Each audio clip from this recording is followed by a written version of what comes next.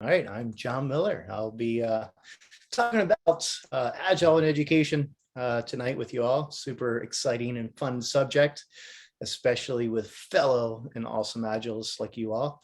Very quickly, I'll tell you kind of how I got started, maybe be a nice little introduction, kind of gets us into the flow here. I was an education technology director for a school district, actually, many, many years ago. Less gray hairs back then. And we start to do Agile and Scrum within our department. We're one of the things we were in charge with was 21st century skills. What part of our ownership, at least, or the initiative was how do you build 21st century skills in school into our students. And we were a K-8 district, so kindergarten through 8th grade, so elementary, middle school.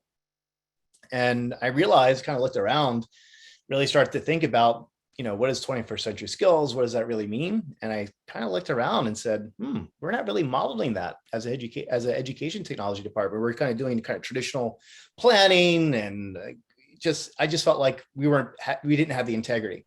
And I said, you know what? We need to find a way of modeling this because just providing templates or whatever, technology, I didn't felt like the answer was the skills part. And so that's where I really got into Agile. It was like, I feel like design thinking is kind of where I started. And but how do I operationalize this day to day? And I thought Scrum, Agile, Kanban, those type of things really helped us to do that. So we started to bring that in. I started with culture first. I was like, hey, we really got to change the culture. I didn't think I was probably a command and control leader, honestly, at the time.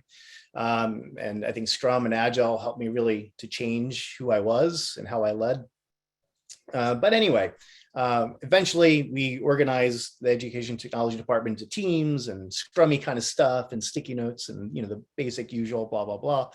But teachers and principals would come in and because we're doing projects for them and helping them out with stuff. And they're like, wow. They always say like, wow, this is what our classroom should look like. What do you mean? Like, well, the way you guys collaborate, you're ultra focused and like I come here, I know exactly what's going on. You listen to us and this story thing that you talk about all the time, which makes no sense to me. And so they kind of drug me into the classroom. I never had the intent of like bringing this to a classroom. So I said, sure, I'd be like, can you come to my school and share kind of how you do this stuff? So we started bringing it to teachers and things like that. And at some point it became, hey, can you help me in my classroom? I was like, sure. So I became kind of a coach, right? And paired up with the educator. And I said, okay, well, I know the Agile world, a little bit anyway at the time. And the education world, let's the peanut butter and chocolate, let's see what happens when we combine those two. And that's really where it kind of all started. And after that, kind of watched what teachers were doing in my district. The very first classroom, I'll share some of that with you, some of the stories, was a 4th grade classroom. So like 9 years old, 10 years old, I think, maybe 4th grade. And then it blew up and it just spread throughout the school, then kind of spread throughout other schools within the district. And here we are, many years later. So, but that's me. I'm also a certified Scrum trainer, just like a couple others here, actually, Brad and Steve and all that. My education experience helps me actually be a better trainer because you try to explain something to a 4th grader, you don't use the jargon. Well, here's the minimal viable product of the MMF and the PBI, and like, they don't care. Like, what's your goal? What are you trying to accomplish? So anyway, that's me. I'm in an Airbnb right now, so that's my hookup. That's my standing desk right now. So it's not the best setup, but off we go. So let's get into it. Let me share my screen here.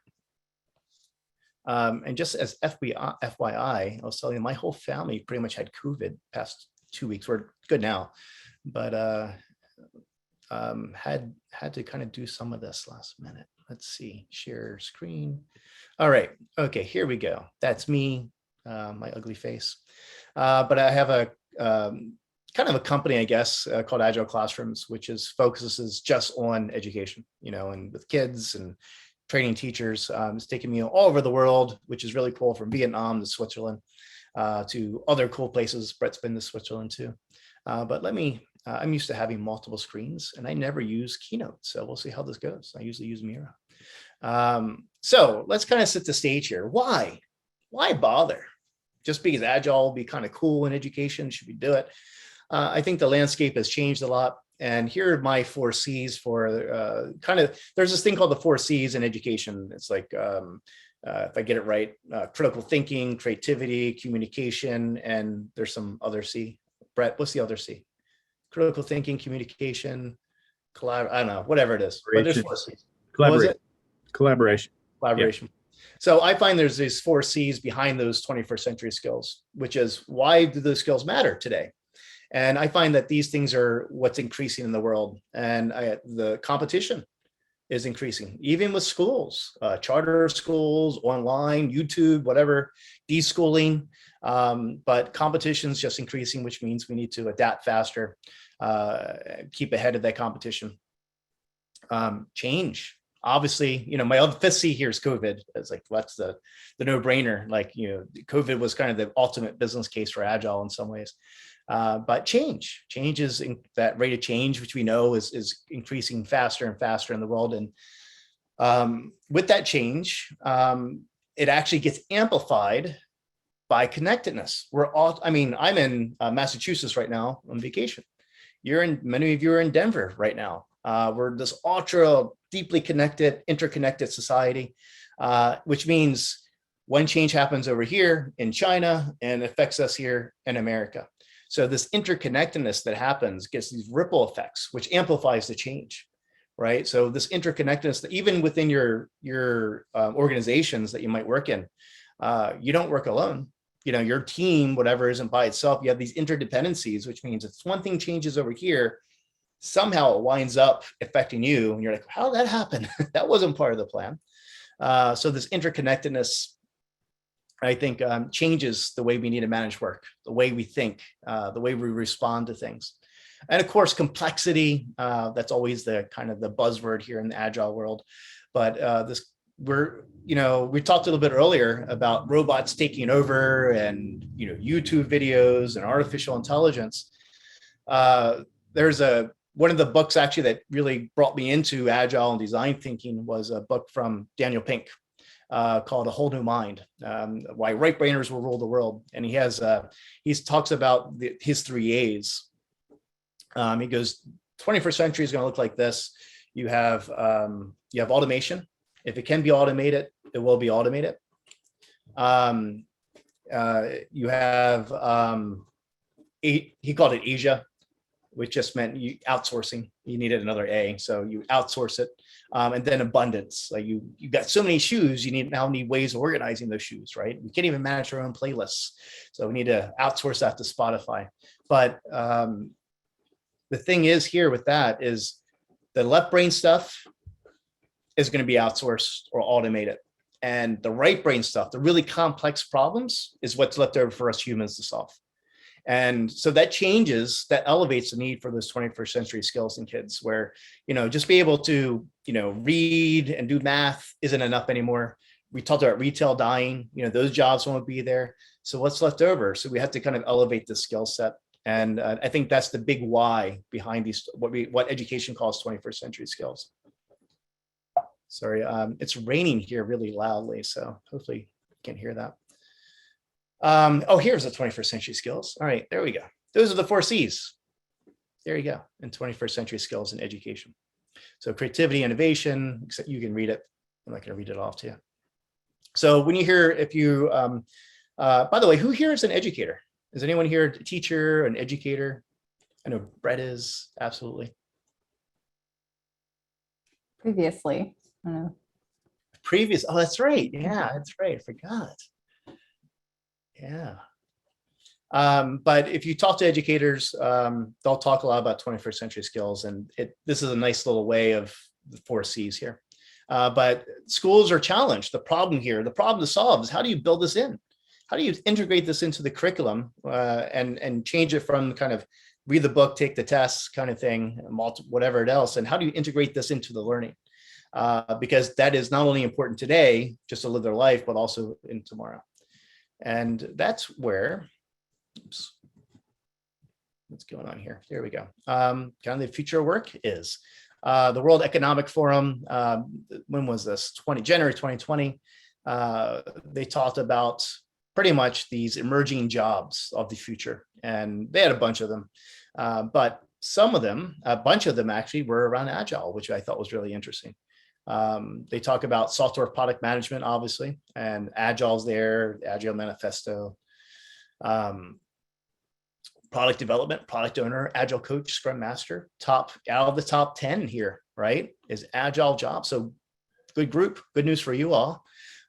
You're in this, I think, in a place that's going to keep personally growing and high demand. But how can we prepare our students to do, not like a trade school, but the skills here? And I think regardless what you call it, product owner, coach, Scrum master, whatever, there's these bigger skills involved that they're going to need, right, to do pretty much any kind of complex work in the future. So let's see if this works. Oh, there we go. Oops, sorry. Again, I don't use Keynote anymore. Here's the first classroom we really started with, like big deal, like actually went all in. This is a 4th grade classroom. It was just my iPad and I did time lapse. So they're not on Red Bull. Don't worry. We didn't like, drug them up on caffeine. Agile didn't make them this fast. It's just a time lapse video.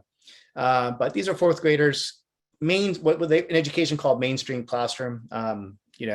You had some gifted kids, some kids who were in resource, what you would call special education, whatever. It's just a group of regular kids in a classroom, right? And actually what made this classroom great was the teacher. Her name was Kim Mills. And she's the one that pulled me and she goes, I really want to do this in my classroom. And I said, why? Why do you want to do this in your classroom? She goes, I was a kindergarten teacher and now I'm going to 4th grade and I want to play around with their independence. I really want to play with their independence. And I think this Agile thing that you showed us, because I did this, they started it with their faculty and they did kind of a leader, like a teacher team, PLCs, what they call professional learning communities.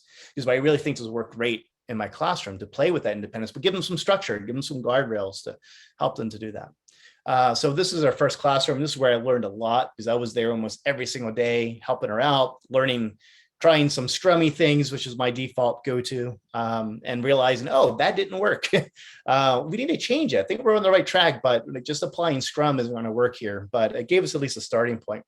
But anyway, check out just kind of how they move, how the classroom looks different than what you typically see in a classroom.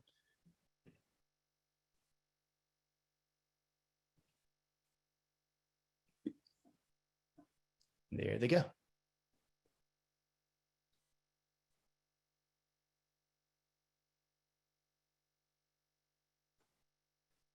You'll see these boards in the back. You see these like little Kanban-ish boards, the multicolored things, and they're moving their sticky notes along. Their team agreement. Actually, you just wrote something in our team agreement. That's interesting. That little purplish one's a team agreement for each team. So they're working in teams. You see they're kind of swarming around things.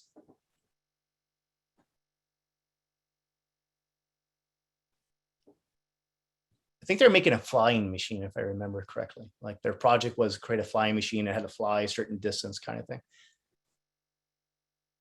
Oh, that's funny. Oh my God. So it's funny. I'm getting flashbacks. So if you look at the girl here and I'm pointing, like you can see me, the girl in the left-hand corner, you see her pen. That pen, they made a design in their Scrum teams. That little bushy thing, whatever that thing is, they designed that apparently as part of their project. So I just kind of noticed, I'm like, oh, that's kind of cool. And apparently they spoke at the Scrum gathering in Atlanta many years ago, that group. And they talked about, hey, and here's this pen we created. And all the kids started to copy us, right? Because it was so great. So anyway, describe that classroom, what you saw. Besides being hooked, lots of Red Bull, what did you notice about that classroom? You can type it in chat, you can say it. A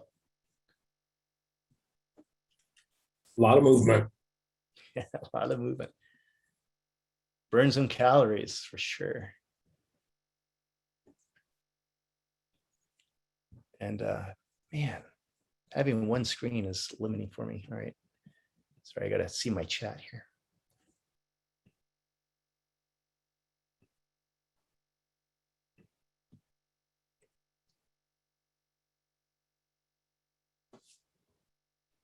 very active. Like there might be learning stations they were going through or something like that. Yeah, they were actually, it was just like just basic, pretty much, like a Scrum Kanban boards that they would go back to. They would go up and they go to their team area, do some work, go and update what they were working on. So let me see if I can go back here. If it lets me go back. There we go. Let's see. I can pause it here. Fast forward it. Kind of hard to see here. Oops. Yeah, my keynote is not the best thing. But you'll see these little things in the back. See the little multicolored, the orange-ish and green. It was my first design. I have new designs now. But that's kind of here where those girls are. Actually, I'm there right now, actually. But yeah, they're there. I mean, that's just a basic Kanban Scrum board.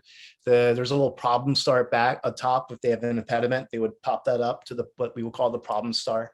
They had a little burn down, which I don't use anymore, but they had a little burn down chart. I found it become too much time and didn't really help them that much. A little retrospective area. And the purple area was the team agreement that how they work together. And they would go back to their table for their project, their team area. So it's a scaled agile, really, in some ways. In the chat, Kat asked, do they have tasks that require them to get info from someone else? You know, you mean like another team? Kat, do you want to expand? Are you getting at dependencies? Yeah. So I was curious if it required the communication piece, right? By being clear in your own mind what you need from the other team or the other person and asking for that, getting that information, relaying it back to your team. I see. You know, it's hard for me to say exactly for that particular time, but definitely with each other as a team and their teammates. And definitely from their teacher. I don't think there was a lot of other like cross-team collaboration though, in that classroom. I think, but there was a lot of like, I need something, you know, hey, I need your help, team member. I remember one kid who was in resource. He had a speech impediment. He had a hearing. He had a hearing issue. And I remember the time where like the teacher came to me. She was, wow, this is the most amazing. She cried. Most amazing thing is this kid never wanted to speak in class because of speech impediment and the hearing issue. And his team, they bonded so much through working in this agile way. That's like, we're going to be here to support you. Go up and present this time, because they do like a sprint review kind of thing. You go up and do this time. We got you. We're going to be here for you. So I think that it was a highly supportive environment for each team.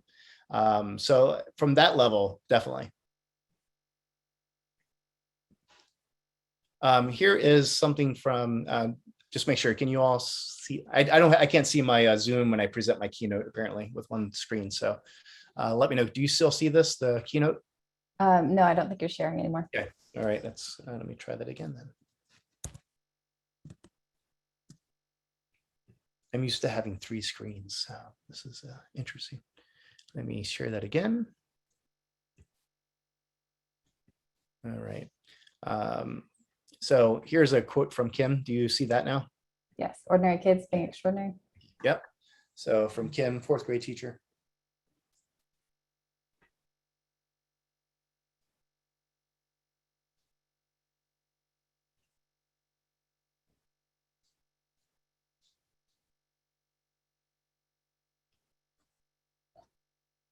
And I think that's actually one of that example I gave was part of that big thing for her was like, wow, this is just absolutely amazing. If you give them the opportunity to do it, give them some structure to help them with that. Really amazing things happened with how they bonded with one another. They actually cried at the end of the year. They didn't want to leave each other. It was quite amazing. Here, I'm just going to tell stories, pretty much is what I'm doing here. So you all know Agile, so I'm not going to say, here's what Agile is. And like, I'll tell you some differences, because it is different in education than it is in a software product development world. But here's some cool things, like this 2nd grade. And the teachers had this thing called a professional learning community. You might think that as just where the teachers get together and say, how do we get better? How do we support each other? Any joint projects they have with each other? but they have their goal. And then as a second grade team, we want our strategic students to make benchmarks. So this is ways that they kind of measure their students where they are in proficiency in certain standards. So instead of like each student here was a user story almost and on the Kanban board, and they would move and say, hey, this is where the student is. What can we do to move Elizabeth, from 49 to like a 55 or, whatever that is. And they will do this in a sprint, every 2 weeks, they would go through, they would create a plan for what needed to happen, and what strategies then they would go back and review it and see how they did, what worked, what didn't work, and they would retrospect. So this is where the teachers actually used it with each other in their PLCs to help move their students to higher proficiencies. So we want our intensive students to gain 10 words, right? That was our strategy here to move them, up that ladder, that proficiency ladder, which is really cool to watch. And they had a little burn down chart that they kind of improvised. So here's the PLC, and you'll see their boards and a bunch of sticky notes and stuff like that. Principals all the way in the corner, Chris Barnes. He was awesome. He was the one that invited me to say, hey, you come teach my students how to do this. I mean, my teachers how to do this, and they embraced it. They loved it. Hope High School. So this is my work with Hope High School. Kristen Samari was a principal. Also Brett and I and Kristen worked together a lot as well. But in Phoenix, Arizona, Kristen's background here was I was a board member actually of Blueprint Education at the time. And I actually met them because they came visit the 4th grade classroom that I just showed you. Mark French was kind of the superintendent, you might say, and their kind of chief operating officer would visit the classroom. And people visiting that classroom, by the way, were like, wow, like other teachers from other districts would come by and like, wow, this is what all the books tell us what we should do, but never tell us how to do it.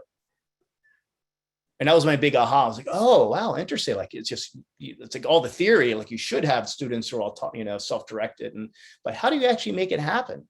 And I think Agile and Scrum, it's kind of Scrummy kind of ways, Kanban kind of mix of that really helped make that happen. But anyway, Hope High School story is they were closing down. They were a charter school.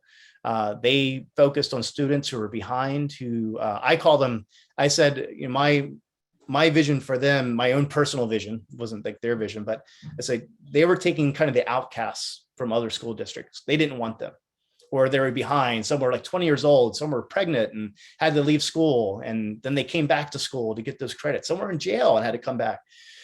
So these kids were, behind big time in, traditional, at least the traditional education model, and regular school districts didn't want them because it pulled down their test scores. So like, we're here to embrace you.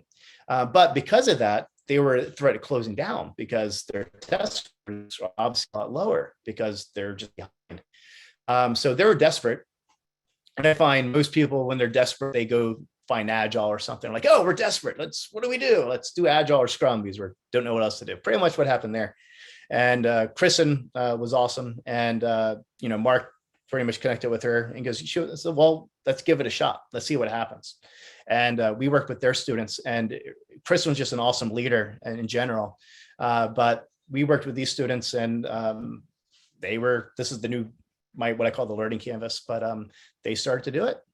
They started to work in teams. They started with their first school culture, like a school culture team first, make sure how that worked, kind of get the students to be in charge of the events. But the morale there and the culture there was not very good at the beginning. To the point where they're like, hey, students come up with your own mascot. They took the mascot from their neighbor school. They had no sense of identity, right? And I think through Agile and kind of Scrummy ways of working, they really start to reclaim who they were and really leapfrog, what other schools were doing. And it totally changed that school to where now they work in Scrum team, like I don't say Scrum, but they work in WODs. And totally changed that culture. Where you go there, it's vibrant. It's totally thriving now. Their test scores went way up, right? All that sense of that autonomy and sense of ownership in what they did. It was absolutely amazing. This is us actually. We did a leadership retreat and took them to the kind of the woods with some of their their student leaders. And this is us teaching them. I'm teaching them kind of Agile, and they're designing a team T-shirt. And I make that a simulation. So every sprint, they would, kind of have these little sprints, and they design a little team T-shirt. But absolutely really cool. There we go. This is Ho Chi Minh City, Vietnam. I've been there twice to help out International School of Ho Chi Minh City there. You'll see them doing a little retrospective there. But interesting story here is you'll see, they have, I don't know what class this one is, but, multi-grades, and from a teacher view, it's really cool because they can see which each grade is doing, right, for that project, which each class is doing. Interesting story with Ho Chi Minh City. And this is, you'll see how my artifacts have evolved over time. So this is a bit of a, the trifold, the science fair kit, those little science fair boards, the trifold boards. I found one of the issues was when you have these boards up, it was a pain to transition. How do you go to different classes? New classroom comes in. How do you get it all out? So we just made this little trifold board where they just close it up, pop it into the corner, grab it, and they're ready to go. And they have a little like heads up display for their kids. But here it was really interesting.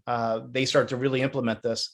And Vietnam is very different. Even the culture of the education is different, where the parents really respect teachers in Vietnam. Unlike, unfortunately, here in the US, we unfortunately don't have that culture of respect like we should. And they treat them like doctors. Like if there's like a fancy, expensive cocktail party, whatever, they invite the teachers there because they hold them in high esteem. And they had this one student, and if you know anything, Vietnam culture is they're very, the students want to do the right thing. Tell me what to do and I'll do it. And so they said, okay, well, you're going to figure out how to do this yourself. And this one student would lock himself in the bathroom and cry. So no, I'm not going to do it. Right. And then they had a parent teacher conference, and the teacher was like, oh my God, they're going to yell at us. They're going to hate us. And the parent shook her and said, thank you so much. I've been trying to get my kid to be able to make decisions, and he won't. And this is the first time he's actually makes decisions on his own. So thank you so much for pushing him. So, but some really cool stuff that they're doing there for self-direction and autonomy. Here's during COVID, and the teachers here used Agile to figure out how they're going to adapt to COVID. They had a little planning session, little sprints, and how did that work? How do we adapt? It worked really well. Here's actually, you can see there, if you can see it, kind of their basic for teachers, for parents, for, different things here for COVID stuff and opening the school, all that stuff. Grand view, check my time here. How much time do I have, Cherie? Just check my time. Well, it's about 6:45 our time. So is that 15 more minutes? I'd say about 15, 20 more minutes, and we can open up for Q&A. Okay, awesome. Because I want to get Brett, because Brett's here and he's awesome. Let me show you one thing, and then we'll kind of get Brett involved here. But the Grand View Prep, show you a little video. Stop sharing my screen here. So Grand View Prep in Florida, Boca Raton, Florida, and I think they're K through 12, and they brought Scrum Alliance actually sponsored this, which was really cool. They actually helped sponsor, and I was able to go down there, help teach them how to do this. And they were doing it for a couple of years at this point, where they're able actually to see students progress from, hey, we started in 3rd grade and now they're in 6th grade. And wow, it's amazing how self-directed they are after, if you can actually get them doing it for a couple of years in a row. But let me share with you parts of the video anyway. Let's see if I can open this up here. Where is it? Sorry, I had it open, but there we go. Got it.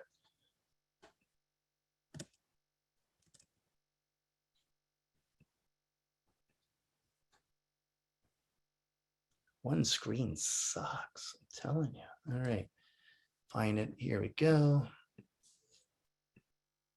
Okay, so I'm going to skip through some parts.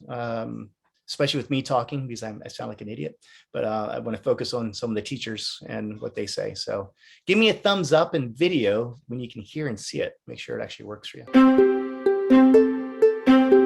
Grandview, since its inception, has been about looking at where the puck is going to be, so to speak, in terms of education. And our founding vision was very much about personalization for the learner and using new tools in order to make that happen. We wanted to make sure that we were offering a product and an experience that was suited to the learner and not necessarily an institution delivering a one-size-fits-all program, and we wanted to be able to adapt. So we're here in Grandview at the prep school, and we are... That part, hold on, it's me talking and it's embarrassing, so I'm gonna skip that part to here.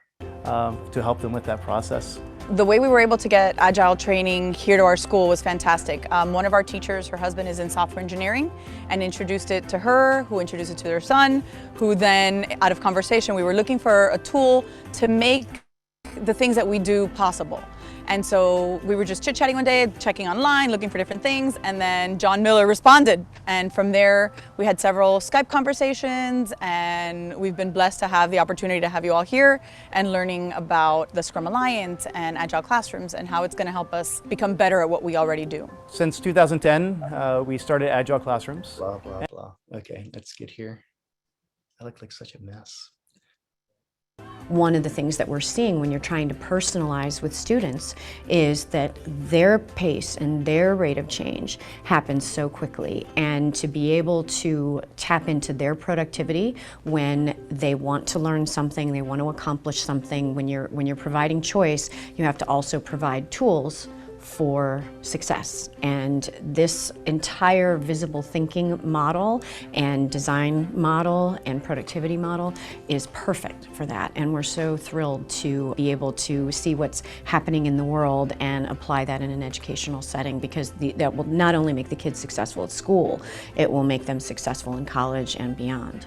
The most important thing for me as a parent, as a mother of 2 children that come to the school, is that they're learning how to be a well-rounded student, a well-rounded child. Not just learning how to take tests and to regurgitate information, but really how to think for themselves and how to be active problem solvers and how to collaborate and learn how to learn. And that's probably the biggest reason that I'm here at this school as a parent. I think that the Agile movement is very important in schools today, because everything that teachers and educators are studying and learning is showing that students that go out into the workforce need to be very differently prepared than students in the past.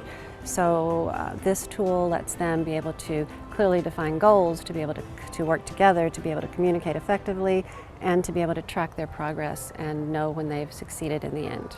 There are a lot of people that work very individually on things, and a lot of my classmates are like, all right, I have to get this done, I have to do this right now, and there's not a big focus on teamwork.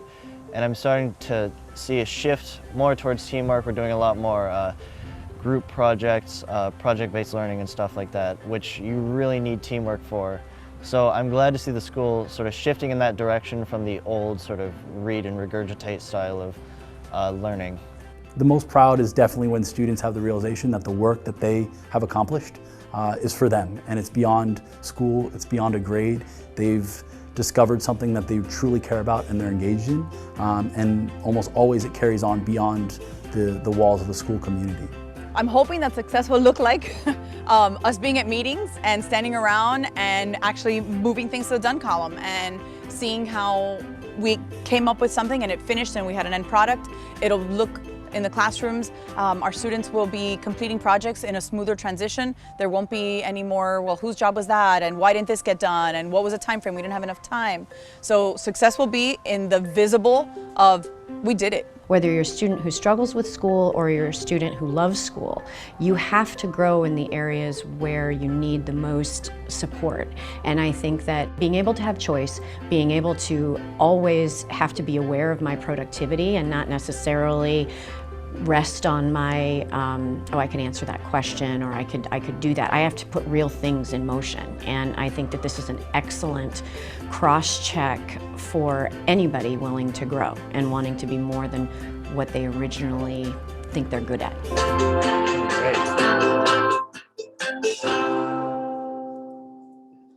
Cool. So if you manage a team, you should be using Monday.com. What's going on? Hold on. If you wrong browser. There we go. Yay. And there's my plug for Monday.com. I only get 10% of the proceeds. Okay. So let me get my slide back, and I think we'll get Brett going. I have a question on my slide. So what thoughts and feelings came up for you watching that? You can chat it, talk it, charade it, whatever you want.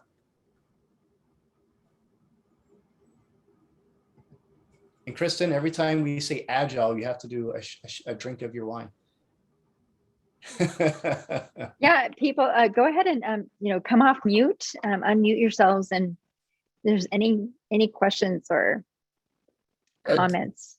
John, I have a question. Something I kept thinking about while I was watching that video is how school really teaches us how to answer questions, right? So you have a goal, and they're going through this process and trying to figure out how do they achieve those goals. One of the really important things in the business world, right, is figuring out what the right question is, right? Really questioning the question itself or the goal itself. Did you have any success, or was that part of what you were able to do with those students?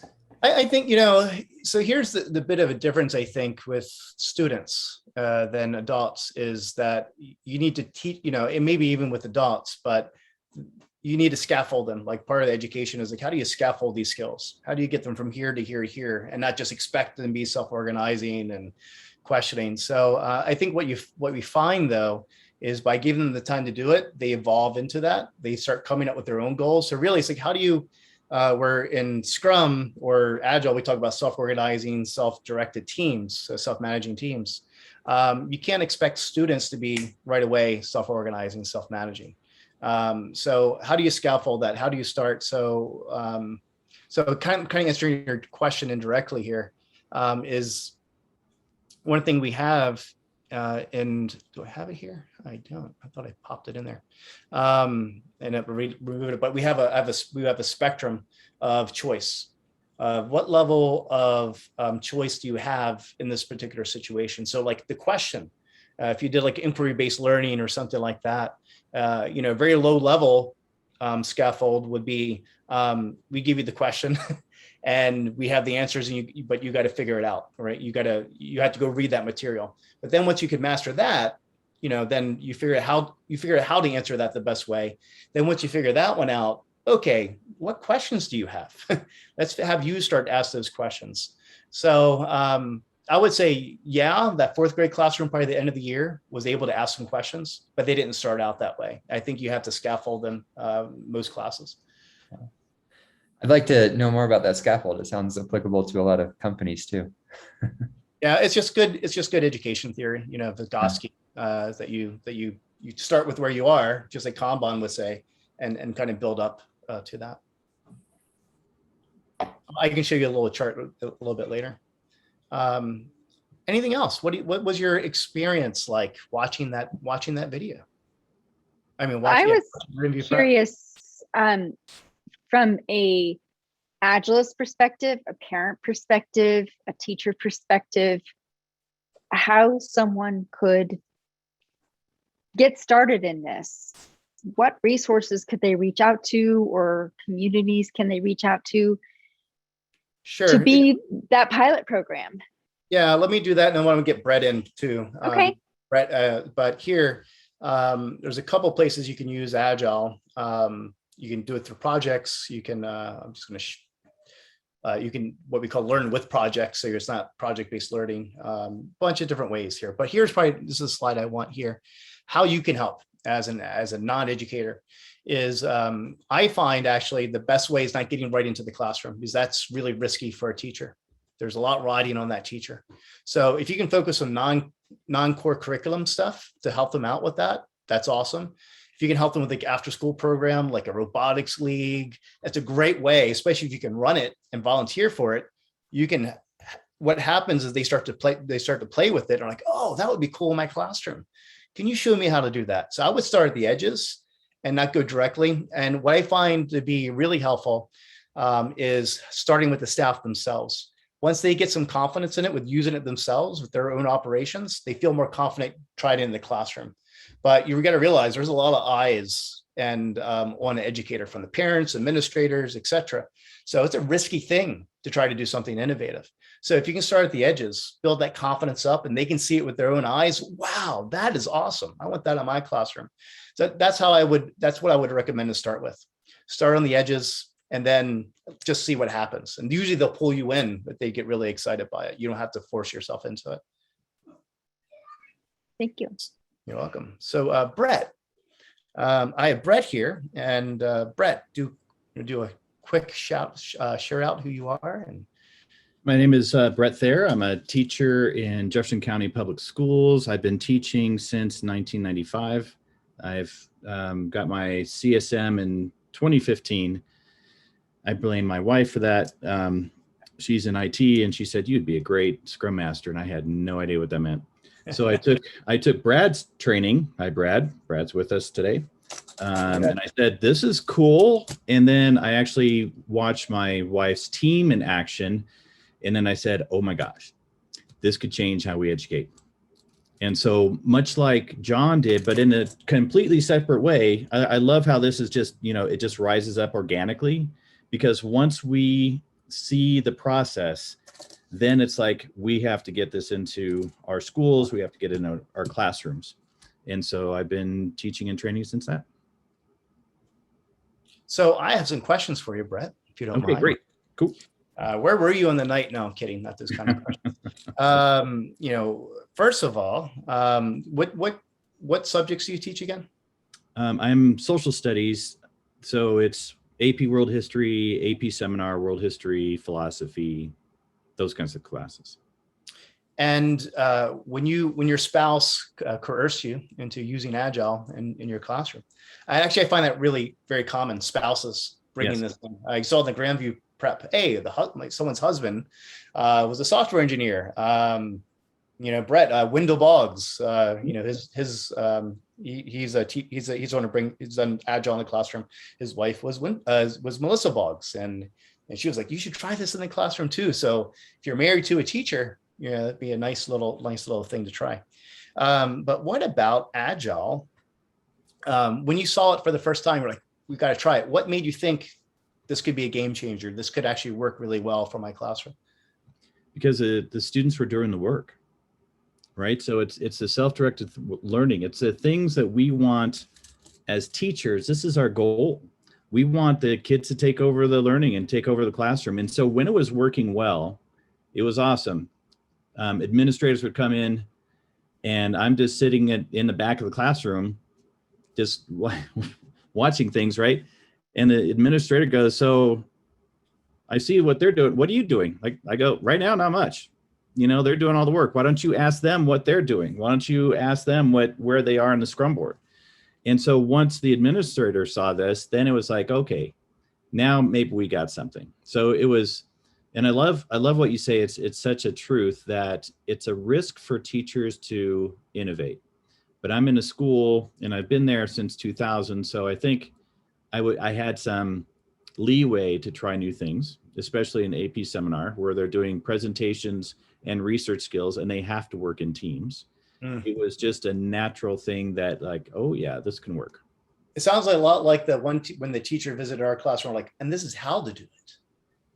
Was it a little bit like that, or? Yeah, no, it's like, I want the administrator to come in and see the mess of it. I don't know if what they call it in problem-based learning is the messy middle, and Agile really kind of cleans that up, because it's project-based learning that's managed by the students via Scrum boards or some kind of Kanban board or something, where they're just taking over the work. Now, that doesn't mean I don't have any role. I have quite an important role, and that is to ask questions, to oversee, to challenge, to cajole, to encourage. It's very much the coach role.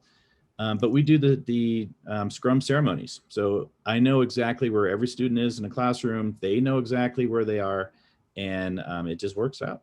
Yeah, that clarity, the structure, right? That you know exactly what's going on at that time. Seems to be really important. What was your proudest moment with doing this in the classroom with Agile and Scrum? Easy. Okay, so John and I have been working on, with others, producing a document and a training that would help other teachers. And one of the best things that came out of that for me as a teacher is like, this is really good. I know I'm on the right track, but I need something else. And so the team came up with, and John came up with this spectrum of collaboration and this spectrum of communication and spectrum of choice. And so the highest thing that we can have in our classrooms is when the students are completely taking over the process. And I become a co-learner as part of this. That happened in AP seminar. So when I think it was Mile High Agile 2019, where I was able to take a group of kids to that conference, and I said, all right, we had some time at the end of the year. They were all done with their testing. And I go, you guys are going to present. And they immediately ask questions. Who are we going to present to? Okay, about 40 people. These are IT professionals, and you are going to present how you use Agile in AP seminar. And so it was like, you make the slides, you decide who's going to do what. Here's the timeline. Here's the time frame that you have, and you go. Let me know how I can support you. And that was amazing. And so they did the presentation. And I'm just sitting there. I introduced them, and they did the great job. They talked about the cursing of the burn down charts. They did not like the burn down charts. Yeah, good. But as a teacher, I loved it because it showed very clearly how much you have left to do by this date, which has to be uploaded to AP Central, right? I mean, it's a hard, firm date. You got to know it. And it's like, all right, I guess you're a little bit behind. What's your plan? Right? So it's like, I don't want to be called out like that. So I'm not calling you out. I'm encouraging you by having you self-reflect on how much more you have to do. That's all. Bringing transparency to what's there, right? Exactly. So they did an outstanding job. Mile High Agile took great care of them. They got them little badges. We even did a podcast. I can give you a link of what that is, and where the kids are talking about how they did it. That was just amazing. And so, because that is the high end of the spectrum of choice, we are co-creating this, and they were in charge of it, and it was great. They felt really good about it. Yeah. So this is that spectrum, and I'll upload these slides for you so you can see it. But spectrum of choice, and a teacher can with this, teacher can actually design. In sprint plan, like you say, sprint planning. What's the level of choice they have in planning? What's the level of choice they have in refinements? Right, because those might vary, and collaboration is usually throughout the sprint. I mean, the sprint itself as a team is. I might start out with like a passion project where a student's doing their own thing, like a personal Kanban kind of thing, But that might be a very valid approach. And I'll show you this. Then I'm gonna ask Brett one more question. See, where is it? Here it is. If you add this model here that I bring choice and collaboration together in a matrix, and it creates these kind of learning zones. You'll see like low choice, low collaborations, traditional learning. High choice, but low collaboration is this independent learning. Like I'm still self-directed, but by myself. Very top right is what you think of like in Agile, self-organizing teams, highly autonomous, but also highly collaborative. And what schools are used to doing, what I would call cooperative learning, is students are working together, but they don't have a lot of choice. They're still being directed by the teacher. So I kind of using those two spectrums, you can create a matrix, a 2x2, like we love to do in consulting. So there you go. But one last question for you, Brett. When were you scared? Was there a time where you were ever scared when you tried this out? You're like, uh-oh, what did I do? Or is this really a good idea? Yeah, I think, when the kids are doing the presentation, so the sprint review, and the products are not as good as it should have been, then, when we do the retrospective, I do my own retro as a teacher. And I said, okay, how can I make this better? Obviously, I didn't have a conversation with my students in the beginning to say, what does a good product look like? And so then we had a conversation about it, and being co-learners going, here's my idea of what this is. And they would say, well, here's our idea of what this is. And I go, can we meet in the middle? Can we have some agreement about what quality looks like? And then once we did that, now we have a clearer understanding of what that is. And then also, you have, hard dynamics within a team. And so that's a challenge, especially if the kid is absent all the time, or, there's a fight and it blows up, then I'm working on different skills. So now I'm pulling them out in the hallway and having a conversation. I go, what is going on? And how you could see that this is impacting the team. So we had to piecemeal that and separate this out so we can actually come back to work and not deal with whatever the drama was. I teach high school, so that can happen. So like adults, like some of our adults. But usually adults don't blow up, in the middle of a team environment. But yes, that can happen. So, I know, right? So it's interesting because teachers are in the people business, right? Scrum masters, you're in the people business, and to be able to have that sixth sense of something's going on here. I need to pull somebody out and say, hey, what's up? We need to have a private conversation. That's super important. And that's another role as a teacher in the classroom. And it's amazing to me, the kind of, I think, teacher you have to be, the kind of trust you need to have to be able to say, I know conflict's going to happen, but we can, kind of be able to pull them out, have those conversations. And I imagine you're kind of teaching them through like modeling conflict resolution as you're doing that, Brett. Yeah, it depends on how bad it gets. But then it's like, okay, instead of going to a next sprint, we need to spend like a couple days on how we communicate. How do we have conflict resolution? We need to reteach those skills. And maybe I'm assuming that they have those skills, and that's a bad assumption on mine. If I do a retrospective, it's like, oh, I need to build some team skills here. Some just-in-time learning there, though, about social, emotional intelligence, all those skills that are real life skills. Absolutely. And so then they truly realize, oh, okay, so we are a team, and we all come with different strengths, and we need to figure that out because we have work to do. So awesome. So I'm going to wrap up here and turn it over to Sheree, but I'm going to share with you a couple of things. Awesome. So Brett is awesome. Brett, if you want to put your info in chat, or I'm happy to add it to the slide too when I upload it. So feel free to pop that out. You can feel free to contact Brett. He's in Denver. He's awesome. I'm going to share a couple of things that actually Brett and I have been working on together, which is really cool. One is this Agile Educator Guide. If you go to agileeducatorguide.org, just like scrumguides.org kind of thing, what we did was work pretty intensely on it and made a guide that was pretty authentic to education. So there's other ones out there, like there's the Edu Scrum Guide, which is pretty cool. But this one's very different. This one's like, what does it really look like in education? Not just using Scrum words or Agile words, but how do we make it authentic was our challenge.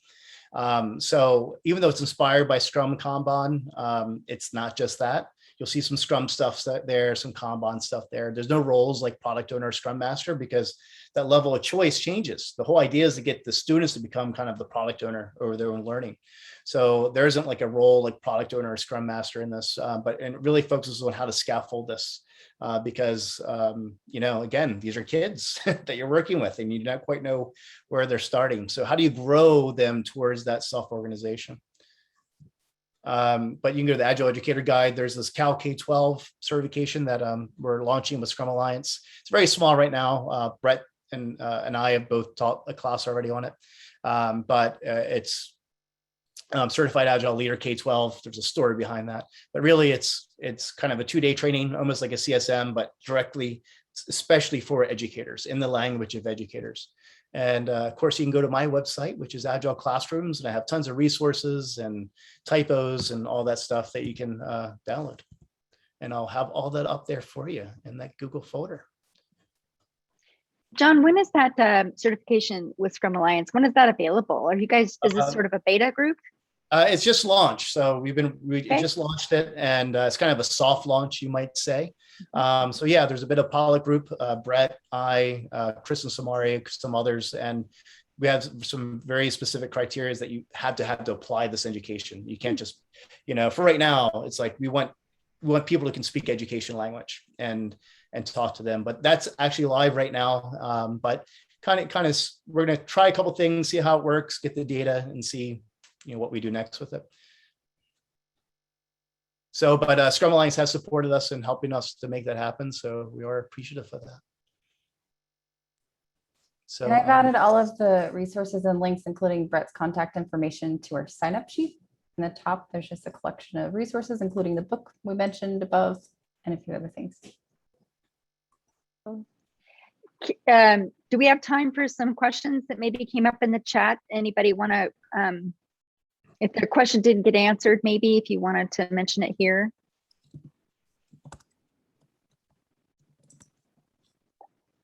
Shri, I think you're muted if you're trying to speak. Yeah. Hey, thank you so much, John. Brett, it is very enlightening. It's good that our kids will get to learn these skills. But there was one question what John asked Brett about improvement. So one of the things, I worked for a Japanese client for almost 3 years, and we delivered a product with 1.7 million lines of code with no defects. So the reason why we did it was Kanban, and Kanban can work, but you also need to have Kaizen along with that. It's like continuously improvement.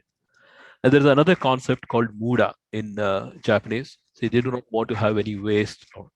So I think when we introduce kids to these skills, we also need to emphasize on Muda, because the sustainability is something that is really important these days.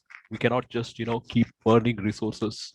We need to kind of, so I think we should give some kind of a like rundown on why we should not have waste, and that becomes a good goal. Collaboration is something that kids will learn from Kanban. Kaizen is something that will make them learnable. And then we also have to tell them about Muda. Since you are educators, you are highly respected in our culture. So you have this opportunity to introduce them about the Muda, or not wasting things, Yeah, that's a great point. Yeah, thanks. And especially with the way the world is today, I need more of that thinking. So absolutely. Thank you. Thank you. That was wonderful, Shri. Is there any way you could share some of that information in the chat here with everybody? Sure. I can send that. Sure. Thank you. I just see kids saying, shake your Muda, shake your Muda.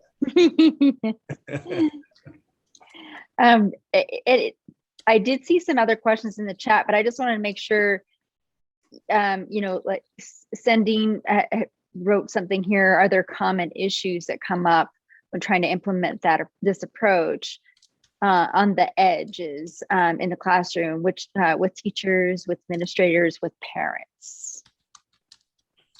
I think the common ones is just confidence from a teacher.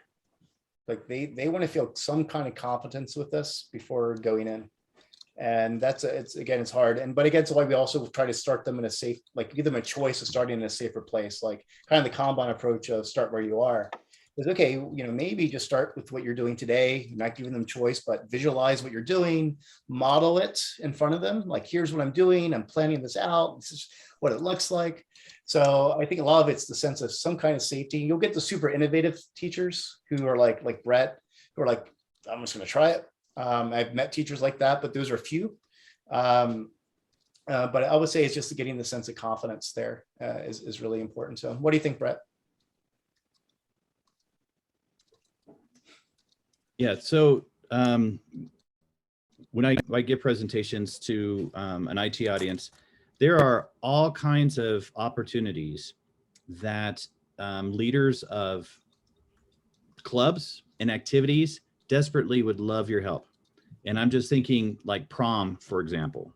It is a huge thing to plan this. That's big, the stakeholders are huge. There's a lot of pressure. To show students and teachers how we can manage big projects like that is the gateway to, oh yeah, this, just like John said, this could work in my classroom. And we're looking for volunteers all the time. to help us with our clubs and activities. Boy Scouts, Girl Scouts, if they're doing projects like the stock car races or something, that can be scrummed. So there's a lot of different opportunities. Just look for those where, you know, there's some kind of, you know, fundraising, or the students have to do goal setting. And so, you know, those are opportunities to help. Another opportunity too, I just thought of it in Hope High School. I was sitting there wasn't much for me to do that one day when at Hope High School. I was like, you know, teachers are busy doing stuff. So, you know what, I can do something. I said, maybe let me coach your students. Like, what do you mean? Like, get a couple students, and because I'm, you know, if you're a trained coach, like many of us are, use those skills. And that was huge. Just nothing to do with Agile, right? It was just like, someone listened to me. Like, what are my goals? What do you know? I remember one girl, I remember rough upbringing. And I said, what's a metaphor for your role in your family? She goes, I'm Gorilla Glue. What do you mean? Because they're broken. I keep them together. And she just came out like the sense of, I have this purpose now. So I think all those things like Brett said, but also those coaching skills, just having someone to have time to listen to you, know what your goals are, is huge. Sringadesh, did you have a question? Yeah, so it's really amazing stuff, guys. I would like to thank immensely Catherine, Shari, and John Miller. I got up at 5 o'clock in the morning. I'm calling from India, Hyderabad. It's really worth spending my time. Fantastic, guys. It's an eye-opener for me. The kind of stuff you guys are sharing, amazing stuff. So my question to all of you is like, if all the skills, the IT professionals as leaders, all these skills when getting into the school children, the Agile, Kanban, and all the Agile frameworks, then what about the senior professionals, leaders, IT professionals? How do they have to upgrade their skills to meet the challenges so that we can have an impactful work in lives? Are you, let me see if I can catch that. Kind of like what skills, what you need to help bring it into a school, or just like you're saying, just in general for you, like how do you elevate your own skills? Is it clear on the question? Yes, all our skills are slowly getting into the students. Then as a Scrum Master, Agile coaches, and how do we upgrade ourselves? You know, oh, I see. You have competition coming up. I see. So the kids are going to be your competition. So how do you keep up? I don't know. What do you all think? I'll bring that to the group. What do you what would you need to do to elevate your skill set? That's a good point. You get this what I call Generation Agile, wave Generation Agile coming in and say it takes off, right? And they're not going to be, for one, Steve and I and Brad aren't going to be doing Scrum training anymore because that's done. So we need to upgrade our skills. But what will we need to do? My plans to retire, John. There you go. Become an architect. Amazing. We need to be Renaissance women and men. Right, start tying some of these big systems together to solve these very large problems within humanity. I'm going to go a little bit with if it's Shri, am I saying that? I think that's that's right. I'm going to go a little bit like, you know what, if there isn't a world for them to use these skills, it's not going to do them any good. So maybe we need to apply to what Shri was saying. You know, for me, it's like, how do we fix this climate, this pollution? Maybe that's what we need to do. Yeah, I mean, like, see, as an architect, you always have problems because, you know, a plumber will always see there are some leaks. So you'll always have problems in the world. And it has always been like 25 years, every year, I think that my job is gone. But next year I have a much bigger problem to, you know, solve. So it's like learnability. So it's better if everyone has the same level of, you know, tools, because one of the things, you know, if you see Kanban, Kaizen, all these things, they basically come from the, you know, Japanese culture of reducing the waste. Yeah. So everything was, you know, we should not have work in progress. Yeah. So yeah, I mean, like in life also, we basically are always learning newer things, and it's never been, you know, if you see IBM, I think 1950, they said there is probably a need for, 1 or 2 personal computers. But now in my office, I'm in a healthcare, I have 35. So yeah, so maybe, I don't know the answer. I'm just brainstorming, talking here. But I think they still need mentors. They need someone, that adult figure. And these kids come in, they need someone who's been down the road, give them to help them learn about life, how to make it, all that stuff. So I really believe if you really want transformation to happen in companies, it's not coaches. And I'm a coach, I'm a trainer. You need leaders that actually work in that company who really believe in this stuff. So I would say one is become the leaders in those companies, be the managers, be the C blah, blah, blah, the VP that really gets it, that really can bring that mindset, that can really embrace this new wave of kids coming that will enter the workforce. yeah, as Sophocles said, wisdom, it's sorry to be wise if wisdom is not profited. So someone actually said here that kids can be, smart, but you still need wise men. That's perfect. That's exactly what I wanted to piggyback on the comment earlier, because I had a professor once that said, I'm not worried about the future because the kids coming up are going to solve the problem. Kind of like this kicking the can down the road. So I don't think just because we're excited about the future absolves of responsibility of delivering the value that we can to that, using that wisdom, all the expertise we have with the new innovative thinking and like mentorship. So true. Kat, are you still on the call? I just want to make sure you got your question answered that you had put in the chat. I did. I think John was responding with his chat back. Thank you. I think that's key about the soft skills, right? Because if we're super intelligent, but we don't have the ability to collaborate and learn and appreciate other people, I don't see how we're going to be able to solve the problems we need to solve. Plus 100. This is Sandon. I have a question on that. I don't know if you can hear me. We hear you. Yeah, when I look at it, the world, it seems, especially given the last few years, that one of the bigger problems we have is just talking with each other on a societal level. Maybe I'm getting too dreamy here, but what's the Kanban approach to that? It's a very old problem. There's a really good book. I'll put in the chat, Conflict is Not Abuse, that talks about our kind of modern culture of like saying anything uncomfortable is abuse. And we've lost the ability to engage in healthy conflict. That's a fascinating one, because sometimes the discomfort comes from someone's own patterns, right? It might not be like you could say one thing to me and say the same thing to John. And because of my own patterns, it triggers me and it makes me uncomfortable. But that doesn't mean you said the wrong thing. So it's a tricky, it's true. It's a tricky situation. It's very true. I was watching, I started binging The Good Place. I don't know if you've seen this show, The Good Place. Yes. And, they were saying, I can't remember what it was, but the guy, Ted, whatever his name is, the one older Ed guy. Danson. Ed Danson, okay, right. He would say something like, it's like an anomaly, like someone admitting they're wrong on social media. And maybe that's a good place to start. Just being like, you know what, I was wrong. That thing I tweeted. So maybe that's a good place to start. Well, thank you so much. Sherry, do you feel good wrapping up here? I do, unless anybody has anything they would like to close with, any little gem they'd like to impart on the group. I see a lot of appreciation in the chat, and I'm very grateful to John and Brett for sharing this with our community.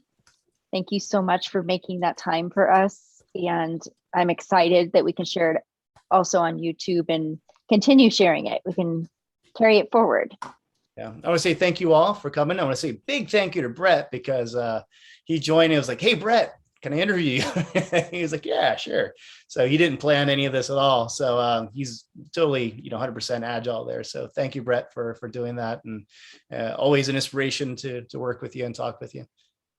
Thank you so much, everyone, for joining us on the end of your day. I know that everyone is really busy, and the experience of time is very different these days with Zoom fatigue and all. So thank you all for joining us.